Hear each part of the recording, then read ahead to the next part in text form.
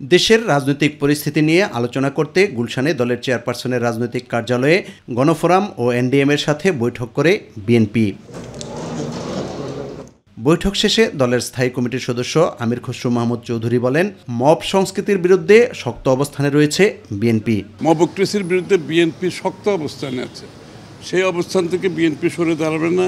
এই সমস্ত মবক্রেসিতে যারা জড়িত, এটা তাদের ব্যক্তিগত সমস্যা, এটা বিএনপির কোনো সমস্যা নয়। আর যদি তাদেরকে পাওয়া যায় এরকম কিছু, নিশ্চয়ই যদি এরকম কিছু পাওয়া যায়, প্রমাণ পাওয়া যায়, নিশ্চয়ই নেবে। তিনি বলেন, প্রধান উপদেষ্টা ডক্টর মোহাম্মদ ইউনূস ও বিএনপির ভারপ্রাপ্ত চেয়ারম্যান তারেক রহমানের বৈঠকের পর দেশের মানুষ এখন নির্বাচনের জন্য অধীর আগ্রহে অপেক্ষা করছে। ফেব্রুয়ারির প্রথমার্ধে নির্বাচনের যে আলোচনা জনগণ সেটা অত্যন্ত ইতিবাচকভাবে নিয়েছেন এবং যে আশঙ্কা ছিল জনগণের মধ্যে সেটা কেটে গিয়েছে।